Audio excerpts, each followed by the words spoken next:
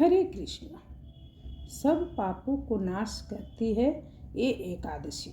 ये एकादशी आती है चैत्र मास के 11वें दिन के बाद, इसलिए इसे पापमोचनी एकादशी के नाम से जाना जाता है। इस बार ये एकादशी कुछ दिनों में आने वाली है, तो अब कब है और पूजा विधि कथा विस्तार से जाने वीडियो द्वारा। हरे कृष्ण। सभी भक्त लोग को एकादशी के बहुत ढेर सारे शुभकामनाएं। आइए जानते हैं एकादशी व्रत कथा और उसका नियम। पापमोचनी एकादशी चैत्र शुक्ल पक्ष की एकादशी है, जो 15 मार्च को 2026 को मनाई जाएगी।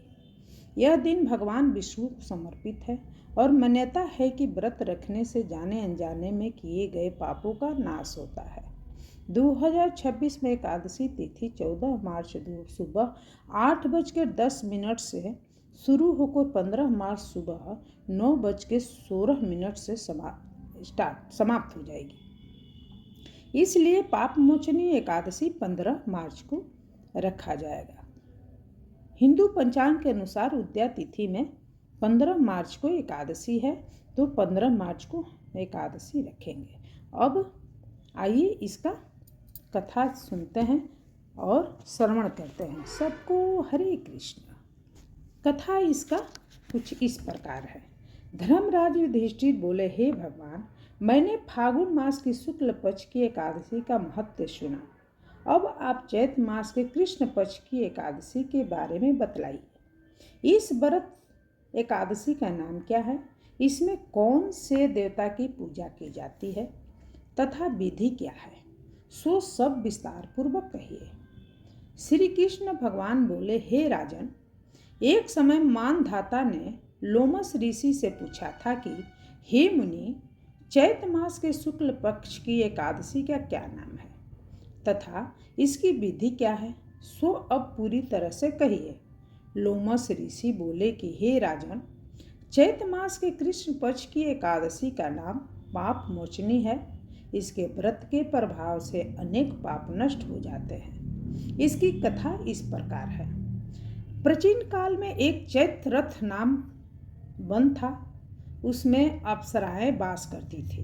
वहाँ हर समय बसंत रहता था, अर्थात उस जगह सदैव प्रत्येक तरह के पुष्प खिले रहते थे। उस जगह गंधर्व कन्याएं विहार किया करती थी। उस वन में इंद्र अन्य देवताओं को साथ क्रीड़ा करता था। उस वन में एक मेधावी नामक मुनि तपस्या करते थे। वे शिव भक्त थे। एक दिन मंजघोषा नामक एक अप्सरा उनको मोहित करने के लिए सितारा बजाकर मधुर मधुर गाना गाने लगी। उस समय शिव के शत्रु कामदेव भी शिव भक्त मेधावी मुनि को जीतने के लिए तैयार हुए।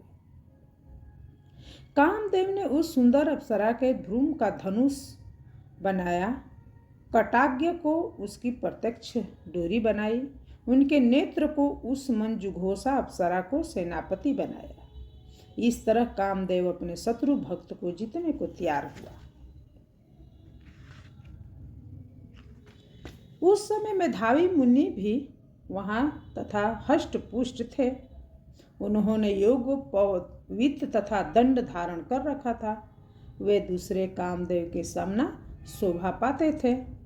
उस मुनि को देखकर कामदेव के बस में हुई मंजू घोषा ने धीरे धीरे मधुर वाणी से बीड़ा पर गाना शुरू किया। मेधावी मुनि भी मंजू घोषा के मधुर गाने पर तथा उनके सौंदर्य पर मोहित हो गए।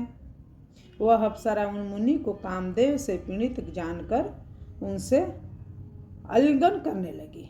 वह मुनि उसके सौंदर्य पर मोहित होकर शिव रहस्य को भूल गए और काम वंशीभूत होकर उसके साथ रमण करने लगे।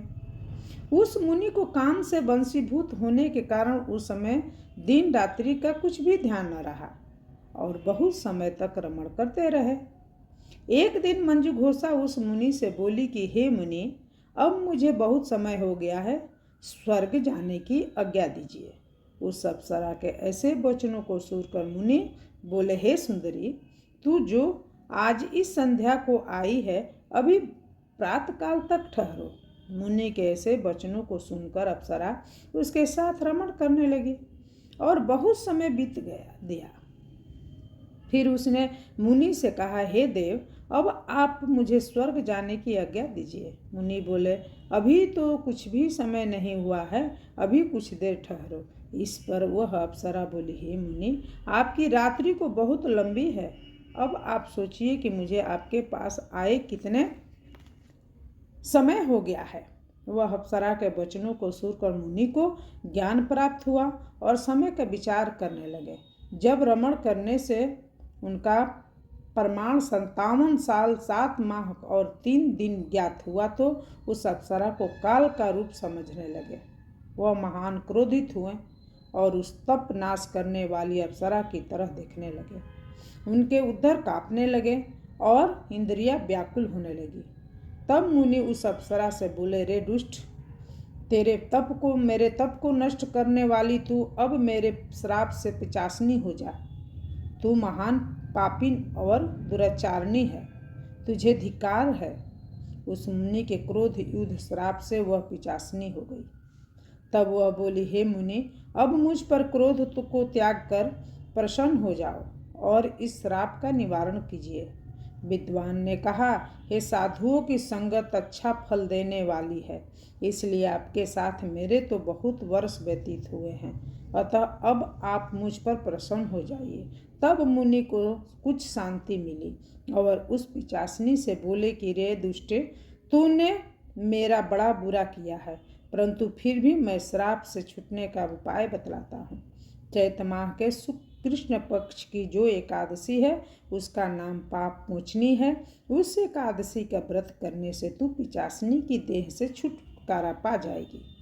इस प्रकार मुनि ने उसको समस्त विधि बतला दी और अपने पापों को प्रायश्चित के लिए अपने पिता बेचन ऋषि के पास पहुँचे। बेचन ऋषि अपने पुत्र मेधावी को देखकर बोले, रे पुत्र, यह तूने क्या किया? तेरे समस्त तप नष्ट हो गए। मेधावी बोले, हे पिताजी, मैंने बहुत बड़ा पाप किया है, आप उससे छूटने का उपाय बतलाइए। बेचन ऋषि बोले, हे तात, चैत मास के कृष्ण पक्ष की पाप मोचनी एकादशी का विधि तथा भक्ति पूर्वक व्रत करो, उससे तुम्हारे समस्त पाप नष्ट हो जाएंगे। पिता के वचनों को सुनकर मेधावी ऋषि ने पाप मोचनी एकादशी की विधि पूर्वक उपवास किया।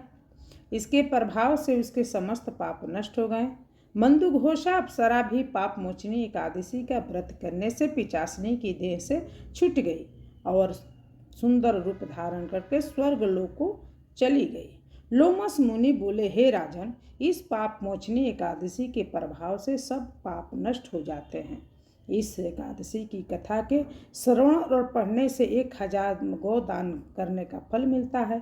इस व्रत के करने से ब्रह्म हत्या करने वाले, स्वर्ण चुराने वाले, पदम मद पान करने वाले, अगम्य गमन करने वाले आदि के पाप नष्ट हो जाते हैं और अंत में स्वर्ग लोक को जाते हैं। सबको राधे राधे। कथा इस प्रकार सुने और वीडियो पसंद आए तो प्लीज़ लाइक, कमेंट, सब्सक्राइब कर दे। सबको राधे राधे।